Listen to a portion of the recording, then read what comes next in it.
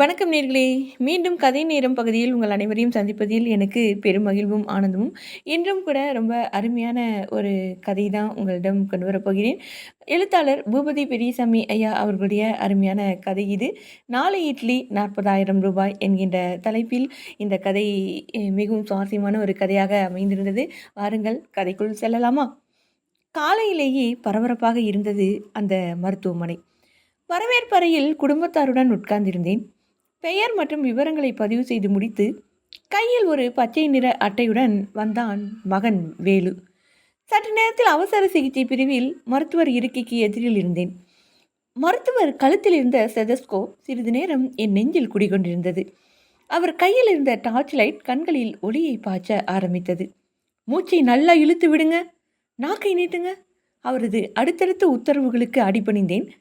எதையும் யோசிக்க நேரம் இல்லாமல் பாக்கெட்டில் இருந்த பேனாவை எடுத்தார். விறுவிறுவென ஒரு தாளில் ஏதோ எழுதி கொண்டே, உங்களுக்கு ஒரே பையனா? ஆமாம் சார். நீங்கள் இப்போ பணியில் இல்லையா? ஆமாம் சார். ஏதோ கேட்க வேண்டும் என்ற எண்ணத்தில் பேசி முடித்து, இதை செவிலியரிடம் கொடுங்க, மற்றதை அவங்க சொல்லுவாங்க என்றார். மேசை மீதிருந்த அழைப்பு மணி ஓசை கேட்டது. தாங்கள் வெளியே வருவதற்குள் சடார் என கதவை திறந்து உள்ளே வந்தார் அடுத்த நோயாளி.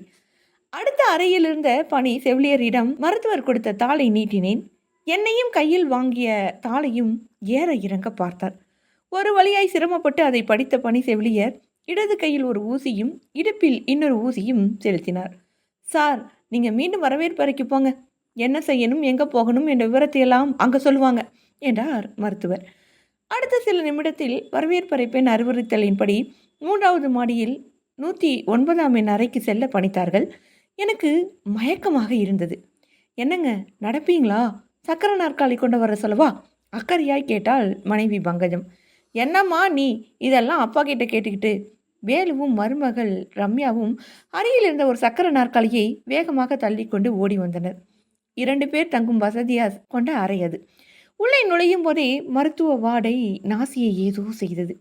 எதிரில் இருந்த மற்றொரு படுக்கை காலியாக இருந்ததால் பங்கஜத்திற்கும் வேலுவுக்கும் வசதியாக போய்விட்டது.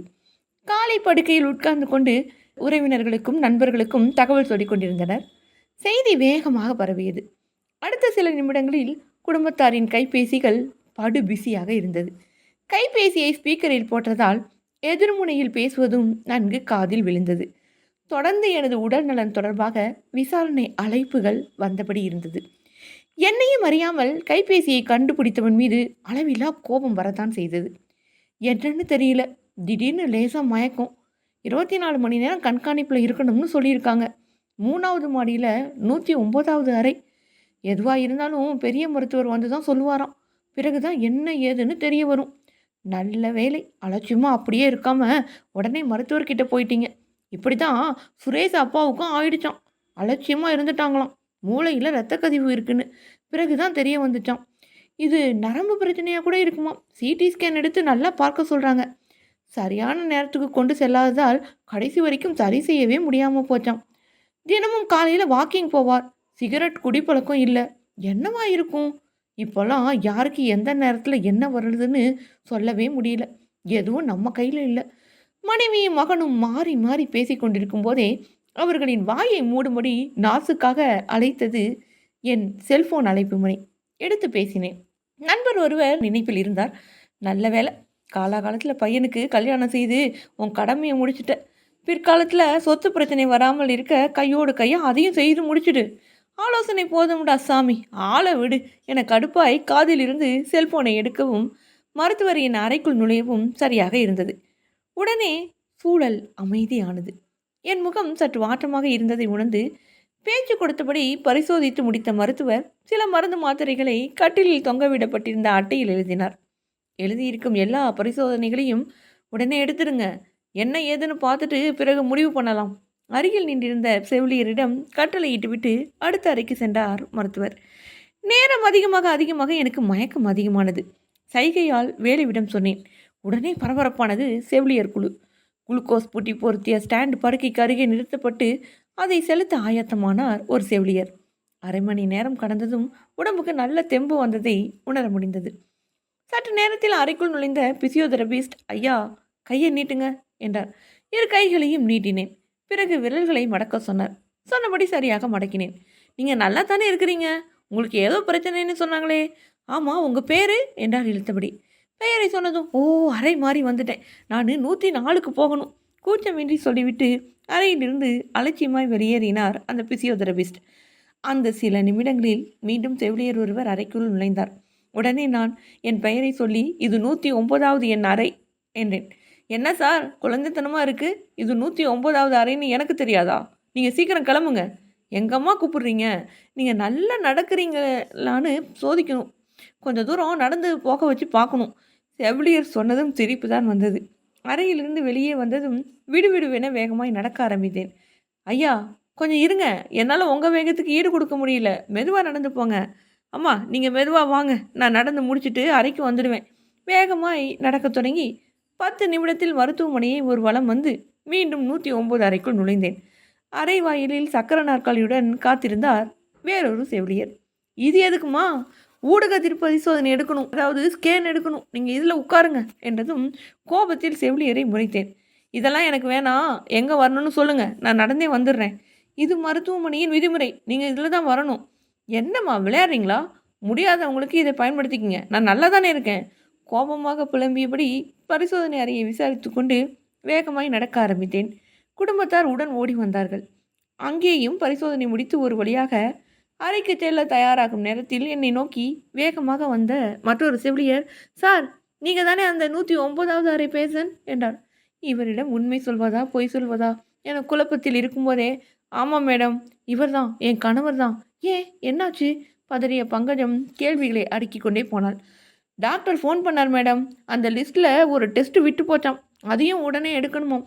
நிதானமாக சொன்ன செவிலியர் என்னை அழைத்து செல்ல தயாரானாள்.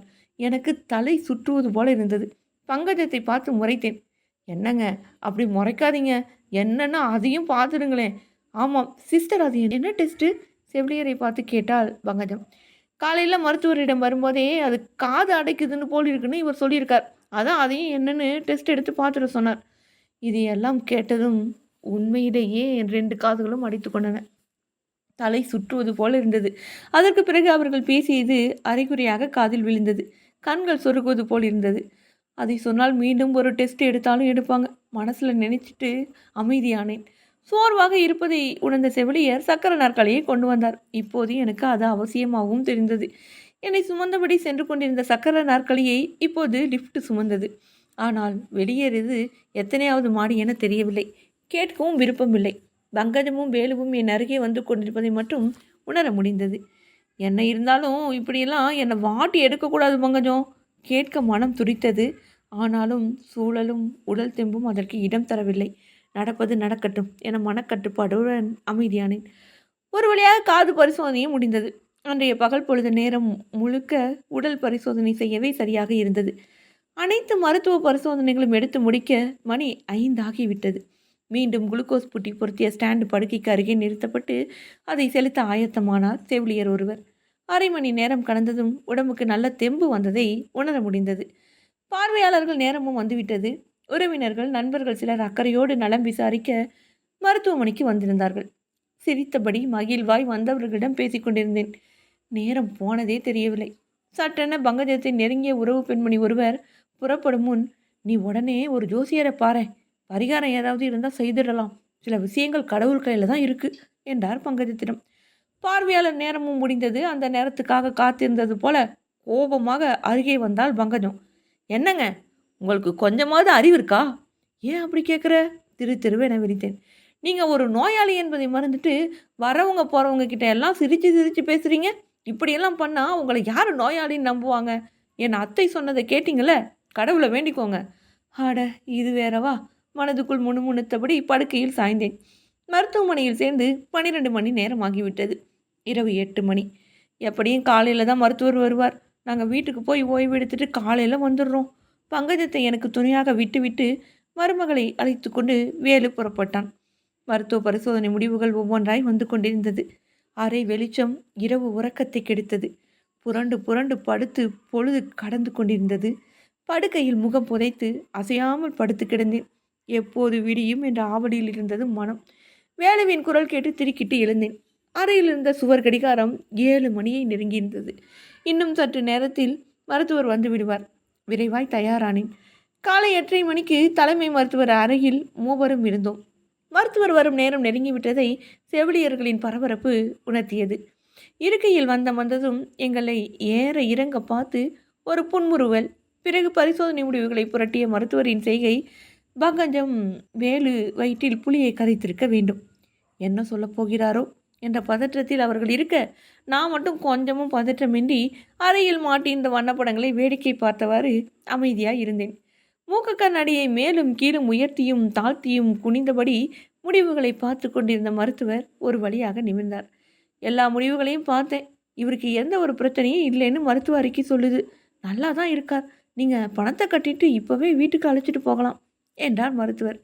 மயக்கம் ஏன் வந்தது? சந்தேகத்தில் சட்டென கேட்டால் பங்கஜம். அது பசியால் கூட இருந்திருக்கலாம். வேலைக்கு சரியான நேரத்தில் அவருக்கு சாப்பாடு கொடுத்துருங்க, ஆலோசனை சொல்லி அனுப்பினார். சற்று நேரத்தில் கொண்டு வந்த உடைமைகளுடன் வரவேற்பறைக்கு சென்ற வேலு கட்ட வேண்டிய தொகையை செலுத்திவிட்டு வந்தான். சிகிச்சை தொகை எவ்வளவு? வேலுவிடம் கேட்டேன். 40,000 என்றான். 4 இட்லியை சரியான நேரத்துக்கு கொடுத்திருந்தா 40,000 கிழிந்திருக்காதே. முணுமுணுத்தபடி மருத்துவமனை வாசலில் இந்த மகிழ்வுந்தில் ஏறி உட்கார்ந்தேன். மங்கத்திடமிருந்து ஒரு கோப பார்வையை எதிர்பார்த்தேன். ஆனால் பார்த்தது என்னவோ அவள் கண்களில் ஈரம்தான்.